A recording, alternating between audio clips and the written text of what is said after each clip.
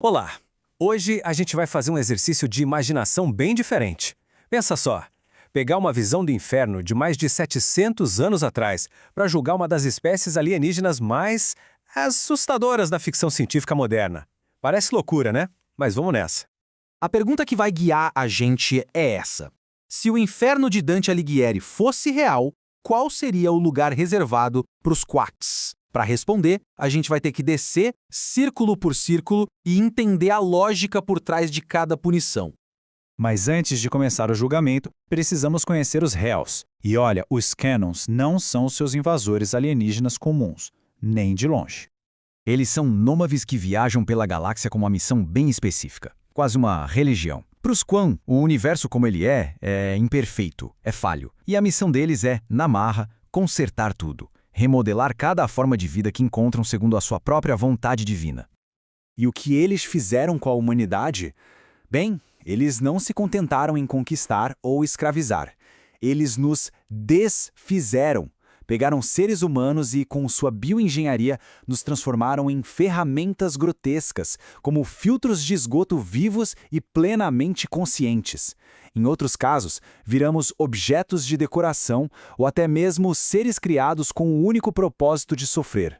É um nível de crueldade difícil até de imaginar. Ok, com a acusação estabelecida, vamos começar nossa descida ao inferno para achar o lugar deles. E o melhor jeito de começar é eliminando onde eles com certeza não se encaixam. Os primeiros círculos do inferno, o chamado Alto Inferno, são para pecados, digamos, menos graves. Limbo, sem chance. Lá estão os virtuosos que não conheceram a fé. Pecados de paixão, como a luxúria ou a gula, também não. O que os Kawari fizeram foi frio, metódico, intelectual. Não foi um momento de descontrole. Heresia? Até poderia ser, mas o crime deles foi muito além de uma simples crença. Foi um ato físico, em escala cósmica. O lugar deles é mais fundo, bem mais fundo, na cidade de Dite, o Baixo Inferno. Então a gente continua descendo e chega ao sétimo círculo, o círculo dos violentos. E aqui a coisa começa a fazer mais sentido. À primeira vista, parece o lugar perfeito para eles.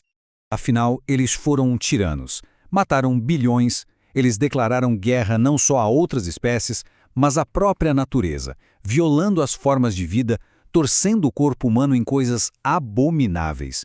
Isso é, sem dúvida, um ato de violência extrema. Só que a lógica de Dante é mais sutil. Ela nos força a perguntar: será que o crime dos que se resume à violência? A principal arma deles não era a força bruta, não era uma espada ou uma bomba, era algo bem mais complexo. A violência destrói o corpo. É um abuso da força. O método dos Kes, por outro lado, usava o intelecto genial, uma arte doentia para corromper a essência, a alma de um ser. É um abuso da razão. E no universo moral de Dante, o abuso da razão, do intelecto, é um pecado muito mais grave do que o abuso da força física. E essa distinção é crucial. Ela nos joga para fora do círculo da violência e nos leva ainda mais fundo, para o oitavo círculo do inferno, o reino da fraude. É aqui que encontramos os falsificadores. São aqueles que usaram a inteligência de forma maliciosa para distorcer a realidade, para imitar ou corromper a verdade das coisas. O exemplo clássico que Dante usa é o do alquimista, que tentava enganar a natureza. Pensa bem, o alquimista tentava transformar chumbo, uma matéria base, em ouro, uma matéria nobre. Era uma fraude contra a criação. Agora olha para os Queia. Eles fizeram exatamente o oposto, e com sucesso.